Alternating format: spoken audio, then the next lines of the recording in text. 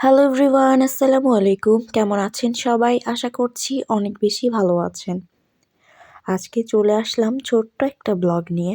একদম সাদামাটা খাবার আজকে আমি তৈরি করেছি। এটা সাদামাটা খাবার হলেও আমার কাছে মনে হয় এই খাবারটা অনেকজনের কাছেই পছন্দের।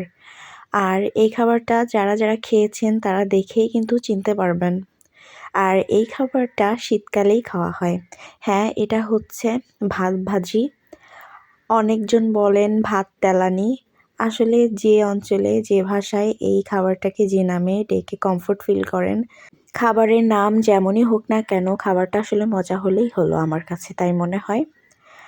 আমরা তো এটাকে ভাত ভাজি বলে থাকি।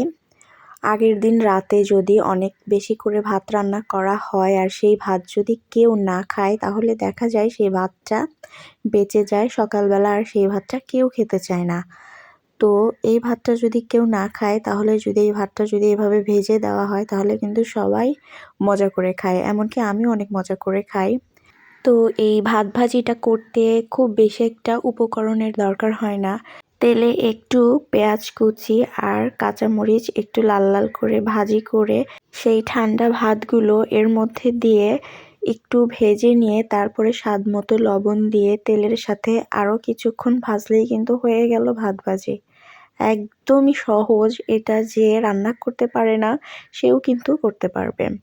আবার দেখা যায় যে অনেক সময় আমি গরম ভাতও এভাবে ভেজে খাই। আমার কাছে অনেক বেশি মজা লাগে। এই ভাত ভাজি না আমার কাছে ডিম ভাজি দিয়ে খেতে ভালো লাগে আর যেকোনো মাংস দিয়ে খেতেও আমার ভালো লাগে। শীতকালে কম বেশি সবার বাড়িতেই এই ভাত ভাজিটা করা হয়। আমার কাছে কিন্তু বেশ ভালো লাগে। এই যে দেখা যায় যে আগের দিনের ঠান্ডা ভাতটা কেউ খায় না, পরের দিন কিন্তু এই ভাতটা দেখা যায় ভালোই থাকে। দেখা যায় যে এই ভাতটা একটু পেঁয়াজ মরিচ দিয়ে ভেজে খেলে অনেক বেশি মজা লাগে।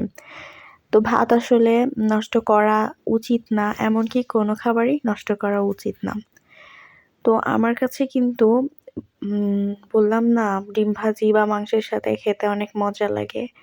তো আম্মু মাংস রান্না করেছিলেন, মুরগির মাংস, সেই মাংসটা দিয়েই আমি খাচ্ছিলাম।